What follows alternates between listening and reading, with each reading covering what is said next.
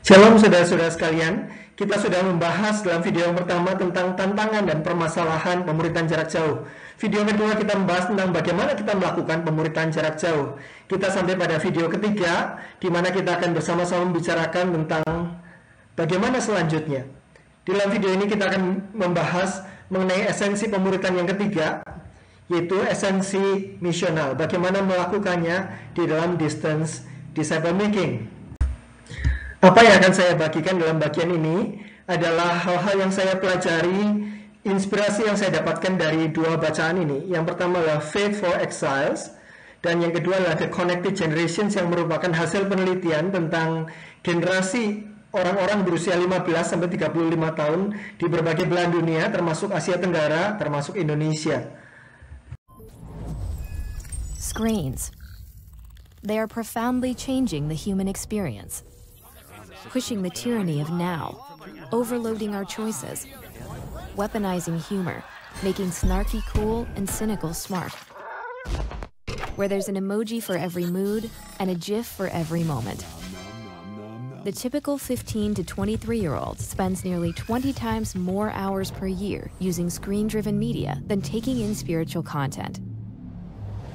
In ancient Babylon, God's people found themselves in exile.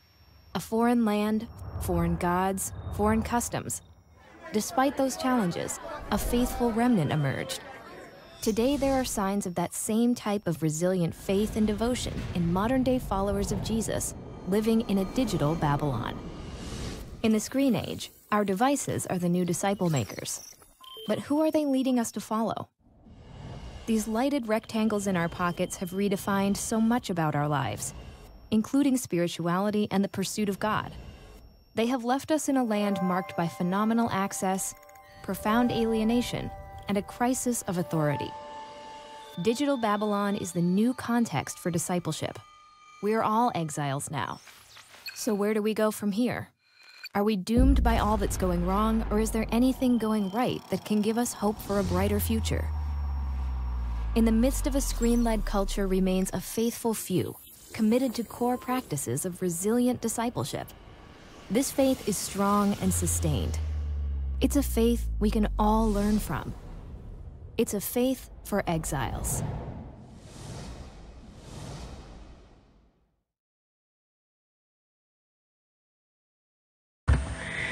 David Kahneman menggambarkan dunia di mana kita berada dan yang akan semakin kuat di dalam masa depan nanti sebagai digital Babylon. Ini adalah ilustrasi yang digambarkan dari orang Israel dulu waktu dibuang dari Yerusalem, dibuang ke Babilonia. Mereka masuk ke dalam tanah yang baru, punya ilah-ilah yang baru, dan tata cara dan kebiasaan yang sama sekali baru. Itulah dunia di mana kita hidup dan akan terus kita masuki. Digital Babylon didefinisikan sebagai budaya yang kompleks, yang mengalami percepatan di sana-sini, dan ditandai oleh akses yang tidak terbatas, keterasingan, ketersendirian sangat luar biasa, dan krisis terhadap otoritas. Itulah dunia di mana generasi yang akan datang akan terus berada. Dan di dalam pengasingan di Babilonia ini ada beberapa macam orang Kristen. Di dalam digital Babylon sini ada 4 macam orang Kristen, 4 macam exiles. Yaitu yang pertama orang-orang Kristen yang sejak kecil datang ke gereja tetapi setelah dewasa meninggalkan imannya. Ada nomad, orang-orang yang secara identitas masih Kristen tapi sudah lama tidak bergereja, tidak berkomunitas. Dan ada habitual churchgoers, orang yang masih rutin datang menghadiri ibadah-ibadah tetapi hanya itu saja cukup puas di sana. Dan ada resilient disciples, ada murid-murid yang tangguh, murid-murid yang bukan saja bertahan di dalam dunia digital ini, tetapi juga terus bertumbuh dan mempengaruhi dunia di sekitarnya. Bagaimana menghasilkan resilient disciples ini di antara berbagai macam orang-orang Kristen yang ada? Itu adalah tantangan kita di dalam dunia masa depan ini. Ketika kita membicarakan tentang pemuritan, kita membicarakan tentang input spiritual.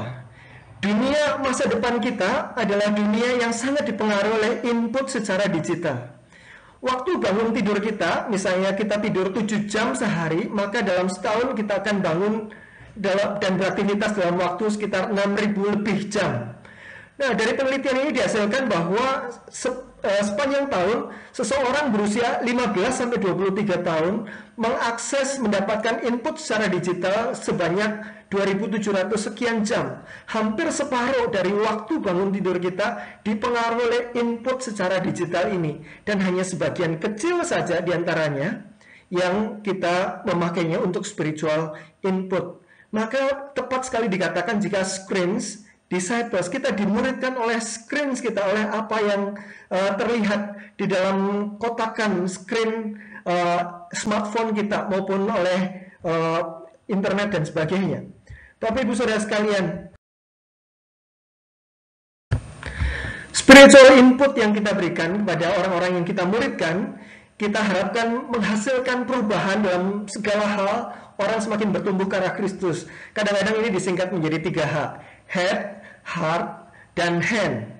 Bapak Ibu Saudara sekalian, berdasarkan hasil penelitian yang sudah dilakukan tadi, kita mendapati bahwa apa yang terjadi dalam head kita, heart kita, dan hand kita sangat dipengaruhi oleh dimensi yang keempat ini, H yang keempat, yaitu HP kita. HP ini sudah menjadi mata di mana mata kita tertuju, telinga di mana telinga kita tertuju, yang akan mempengaruhi apa yang kita pikirkan, apa yang kita pertanyakan, apa yang kita sukai, apa yang kita tidak sukai, sikap kita, dan apa yang kita lakukan, apa yang tidak kita lakukan. Ketika kita memikirkan tentang pelayanan pemuridan di masa depan, maka kita sangat tidak bisa mengabaikan hal yang keempat ini. Bagaimana digital ministry, pemuridan secara digital, dan dalam pembicaraan kita pemuridan secara jarak jauh ini mempengaruhi dan membentuk orang. Kita tidak bisa mengabaikannya, kita tidak bisa meninggalkannya. Kita harus memikirkannya bagaimana memandang ini sebagai sarana misi yang efektif. Kita kemudian sudah belajar, kalau kita masuk dalam dunia misi, kita akan belajar bahasa-bahasanya dari suku yang kita kunjungi. Maka itu yang perlu kita lakukan juga di dalam dunia digital ini. Kita perlu melihat apa yang terjadi di sana, bagaimana orang berkomunikasi, bagaimana orang berkoneksi di dalam dunia ini. Dan di dalam dunia ini, dunia misi digital, kita juga perlu belajar new strategy dalam melakukan digital multiplication, di mana kesempatannya itu luar biasa. Bapak Ibu, saya sangat mendorong Bapak Ibu sekalian untuk memikirkan topik tentang movement dan multiplikasi ini dari dua buku. Yang pertama, Movement That Changed the World, tulisan Steve Edison, yang melihat bagaimana gerakan-gerakan di dalam dunia kekristenan dari masa ke masa, apa saja kunci-kuncinya di sana. Kemudian buku yang kedua dari Malcolm Gladwell, judulnya Tipping Point, bagaimana sebuah kegerakan bisa mendapatkan bola salju pengaruh yang besar. Dan Bapak Ibu Saudara sekalian, ketika kita bicara tentang misi, maka kita melihat bahwa dunia digital sekarang ini memberikan kesempatan yang luar biasa untuk melakukan yang namanya multiplikasi. Sangat mudah, sangat cepat. Misi ini akan menuntut strategi yang baru, strategi yang segar. Dan kita perlu memikirkan ini sebagai suatu tantangan yang tidak boleh diabaikan, satu kesempatan-kesempatan di antara banyak hal yang dulu tidak bisa dilakukan, sekarang bisa dilakukan. Bagaimana kita meresponinya? Ini adalah langkah kita ke depan. Nah, kita sudah membicarakan di awal tentang tantangan dan permasalahan new normal. Kondisi masa depan setelah pandemik ini akan ada perubahan-perubahan, dan itu kita melihat sebagai masalah. Tapi Ibu Saudara sekalian, mari kita melihat dengan cara yang baru. Ketika kita melihat itu sebagai masalah, maka peribahasa ini berlaku tidak ada rotan, maka akar pun berguna. Kalau tidak ada rotan dalam pengertian pemuritan jarak dekat, maka pemuritan jarak jauh pun berguna. Artinya, kalau rotan itu sudah ada, kalau kesempatan kita sudah bisa bertemu langsung lagi, maka mari kita tinggalkan pemuritan jarak jauh, kita tinggalkan pemuritan digital. Apakah begitu? Carey Nieuwhof mengatakan demikian, most of churches who are online now are experiencing growth. Kebanyakan gereja-gereja yang sekarang melakukan strategi online karena dipaksa pandemi ini mengalami pertumbuhan-pertumbuhan yang besar. Sehingga kalau kita mengembalikan pelayanan digital ini kembali ke rak, karena kita kembali lagi dalam pelayanan normal, maka kita sebetulnya sedang mengabaikan suatu kesempatan yang amat sangat besar yang dimiliki oleh gereja-gereja pada masa kini dan masa depan untuk menjangkau orang dalam penginjilan dan dalam pemuritan. Amin di dalam hal ini. Bapak Ibu Saudara sekalian, kita di dalam pelayanan yang sedang kita lakukan di masa pandemi ini dalam 3-5 bulan ini sebetulnya adalah preview. Adalah tilikan dari apa yang akan terjadi normalnya dalam 3-5 tahun ke depan. Kita dipaksa oleh pandemi itu untuk menggunakan semua sarana-sarana digital dan sarana-sarana komunikasi jarak jauh. Inilah the future fast forward. Nah, dengan kita sudah melihat the future kayak begini, mari kita tidak meninggalkan apa-apa yang sudah kita mulai, kesempatan-kesempatan yang sudah sangat disadari saat ini, yang tidak terjadi dalam waktu-waktu yang lain, tetapi justru karena pandemi ini menjadi kita terbuka kesempatan-kesempatannya. Jangan tinggalkan itu. Mari kita lanjutkan setelah ini. Pakai ini sebagai new normal, dan new normal bukan sekedar problem, ada problem di dalamnya, tetapi new normal adalah opportunity. Ada kesempatan-kesempatan yang besar yang kalau kita sudah masuk sekarang, mari kita kerjakan dengan lebih lanjut. Karena itulah dunia masa depan kita. Pemuritan kita harus memikirkan tentang pemuritan for the next generations. Kita kembali pada contoh distance discipleship yang dilakukan oleh Paulus dengan menulis surat. Tapi Ibu Saudara sekalian, kita bisa memandang apa yang Paulus lakukan itu sebagai sarana survive di dalam kondisi terpisah dari orang-orang yang dimuridkannya. Paulus melakukan distance discipleship dengan menulis surat. Tetapi kita bisa memandangnya dengan cara yang lain. Akibat dari keterbatasan perjumpaan itu menghasilkan surat-surat Paulus, dan surat-surat Paulus inilah yang menyusun sebagian besar dari rak buku Perjanjian Baru kita. Sesuatu yang dilakukan dalam keterbatasan distance pada saat itu terbukti akan mempengaruhi generasi-generasi yang akan datang sampai kita hari ini, bahkan sampai kepada akhir zaman. Jadi kondisi keterbatasan yang kita hadapi karena pandemi pada saat ini, mari kita bukan hanya sekedar menjadi survivor, melakukan apa yang bisa dilakukan sampai pandemi ini berakhir, bukan. Tetapi saya mengajak kita melihat ini sebagai visi untuk kita temukan jalan yang baru menuju pelayanan dan misi strategis dunia yang baru.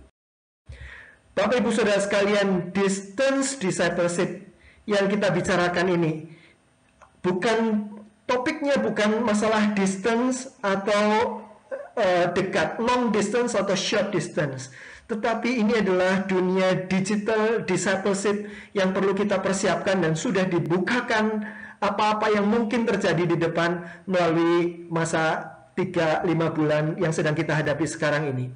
Saya menutup dengan ajakan jangan tunggu kesusahan pandemi ini berakhir untuk kembali mengerjakan bisnis as usual. Jangan tunggu, melainkan justru pakai kesempatan pandemi ini untuk menggerakkan pemuritan digital yang efektif. Saudara-saudara, mari kita mengakhiri rangkaian pembahasan tentang distance discipleship, atau lebih tepatnya tentang digital discipleship ini, dengan mengutip dari Amanat Agung. Pergilah, jadikanlah semua bangsa muridku. Atau di dalam konteks pergumulan masa kini dan masa depan dalam dunia digital, pergilah, jadikanlah semua digital native muridku. Suatu kesempatan-kesempatan dan tantangan besar ada di hadapan kita untuk melakukan penginjilan dengan gaya yang baru, untuk melakukan pemuritan dengan gaya yang baru, untuk melakukan mobilisasi dengan gaya yang baru. Kita kerjakan ini dengan sungguh-sungguh serius, dengan strategis, sampai semua suku bangsa, sampai kepada akhir zaman mendengar dan dimuridkan bagi kemuliaan nama Tuhan. Amin.